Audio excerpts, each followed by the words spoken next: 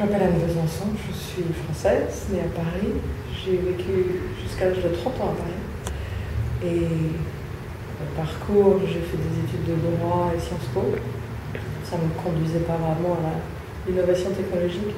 J'ai travaillé dans le Minitel il y a très longtemps.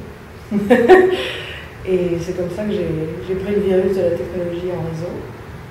J'ai déménagé aux États-Unis après un bref passage en Haïti où j'ai travaillé pour les Nations Unies. Et c'était à la faveur de ce job-là qu'on m'a proposé un job aux Nations Unies à New York. Et ensuite, je me suis retrouvée à retrouver mes amours du Minitel avec le démarrage du web dans les années 95-96. Après avoir organisé la conférence des femmes à Pékin pour les Nations Unies, je suis retournée à mes premières amours technologiques et j'ai monté une boîte de développement d'affaires entre la France et les États-Unis. Et au bout de quelques années, l'entreprise marchait bien. Tous nos clients, qui étaient des petites boîtes de technologie comme Yahoo et Excite, étaient ici. Et donc nous avons décidé de déménager le bureau dans la Silicon Valley en 96. Et voilà, je pensais y rester quelques années et ça va faire 16 ans. J'ai démarré Placecast, qui est ma 5e entreprise, en 2005. Donc, on va fêter les 7 ans en août. Et Placecast est le leader mondial du géomarketing mobile. Alors, le géomarketing mobile, ça consiste à pouvoir utiliser la géolocalisation de votre téléphone pour pouvoir vous envoyer des messages que vous avez demandés. Donc, c'est du opt-in. Au bon endroit, au bon moment, avec le bon message d'une marque qui vous intéresse et à qui vous avez expressément dit que vous vouliez leur information. Alors concrètement, l'une des méthodes qui est la plus utilisée, c'est le SMS comme moyen de diffusion. Et donc vous vous abonnez à un programme chez McDonald's ou Starbucks, et à partir de ce moment-là, vous n'avez plus rien à faire, ça marche sur tous les téléphones, vous n'avez pas besoin de télécharger l'application. Et on utilise ce qu'on appelle des geofans, qui sont des périmètres virtuels autour d'un magasin par exemple. Et quand vous êtes dans les 500 mètres à proximité du magasin, vous pouvez recevoir un message qui vous dit 20% de réduction sur quelque chose par exemple. Nous vendons à des grandes marques de distribution, nous vendons à des opérateurs télécoms, nous vendons à des entreprises de cartes de crédit, des banques, qui utilisent notre technologie pour supporter leur programme de fidélisation et de marketing. Ah ben, on a aujourd'hui plus de 10 millions d'abonnés opt-in dans notre programme, donc je crois qu'on est le premier au monde de ce point de vue-là.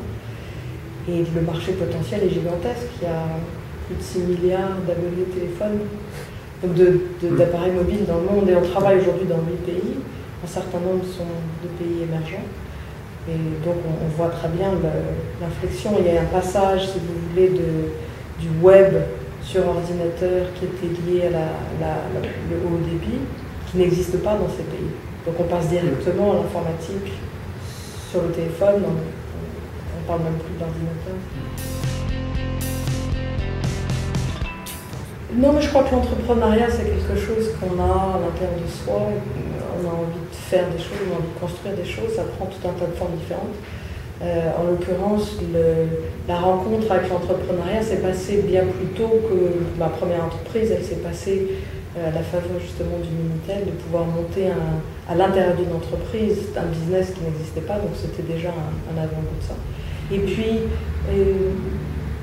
oui, on a une idée et puis on veut la réaliser. Donc cette idée-là, c'est une idée qui a germé.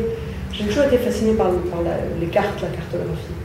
Et ce sens profond que l'environnement autour de soi compte dans quelque expérience qu'on ait avec un instrument. L'Internet, c'est cette collection de contenus et de transactions et d'opportunités qui se promènent, c'est très abstrait.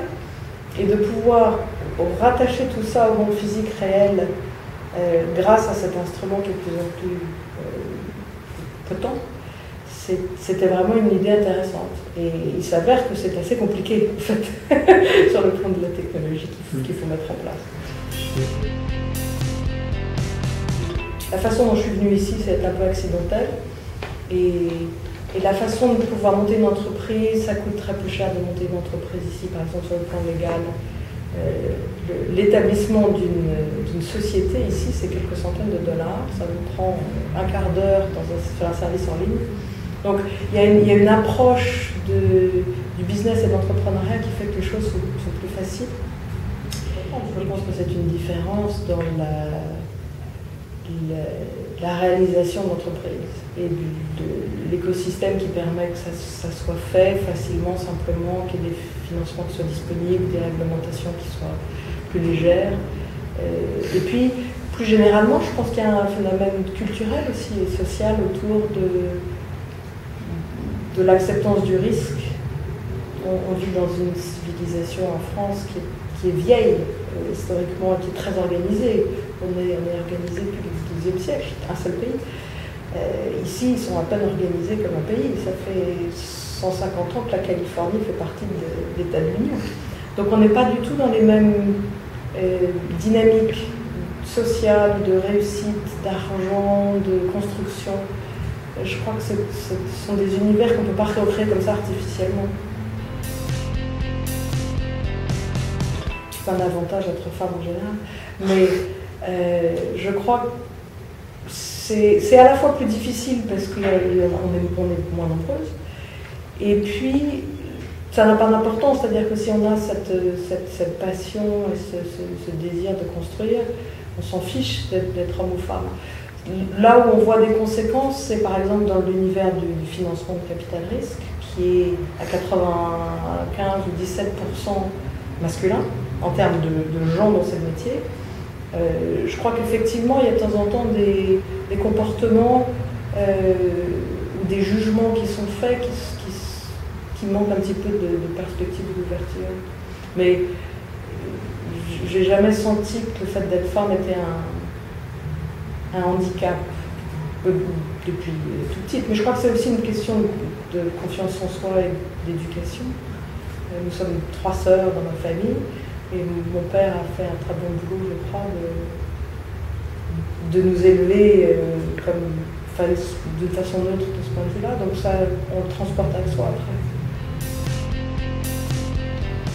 Que s'ils ont envie d'entreprendre, il faut y aller, il faut se jeter à l'eau, il faut faire les choses.